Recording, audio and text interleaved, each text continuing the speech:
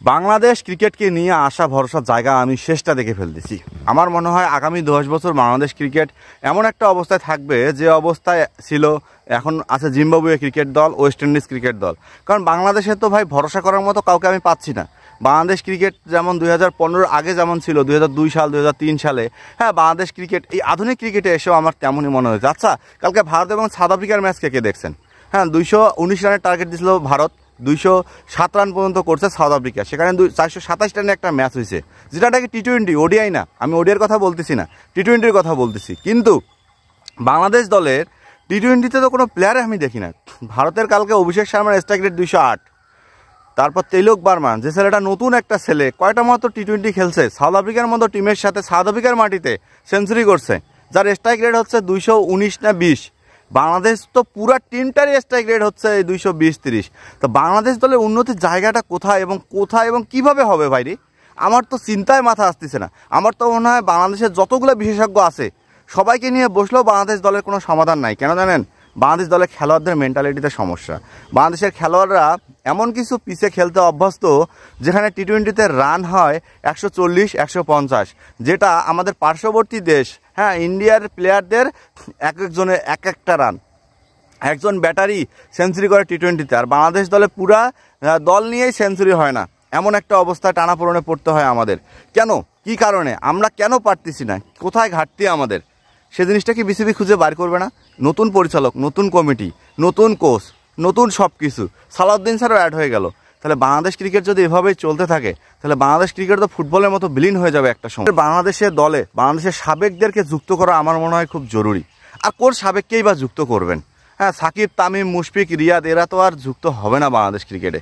কারণ এদের সাথে যে আচার ব্যবহারটা বিসিবি করছে, এদের সাথে যে আচার ব্যবহারটা বাংলাদেশের মানুষ করছে, সেই আচার ব্যবহার নিয়ে কোন সাবেক ক্রিকেটার আছে বাংলাদেশ দলে এসে কাজ করবে?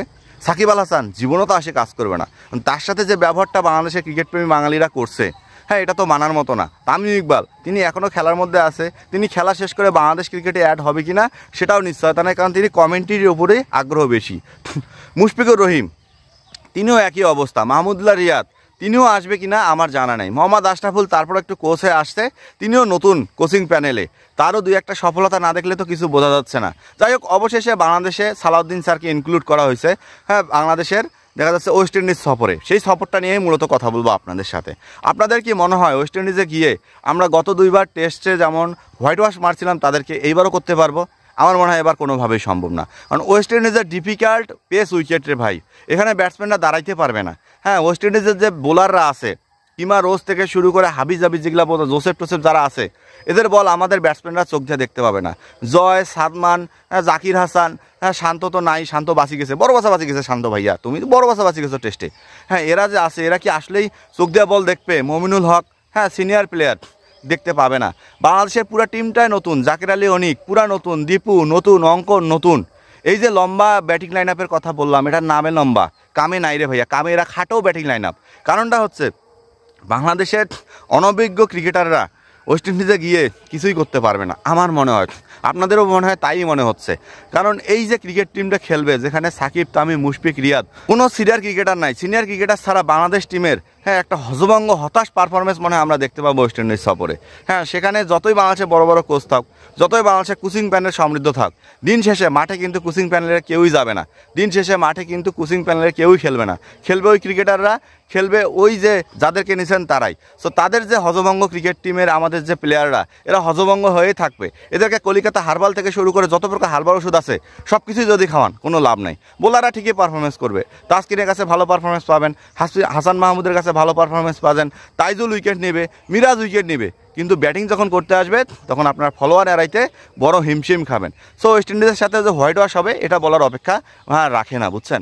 কারণ বাংলাদেশ দলের যে একটা যে সফলতার যে একটা বাণী আমরা শুনছিলাম সেটা হারাই ফেলছি।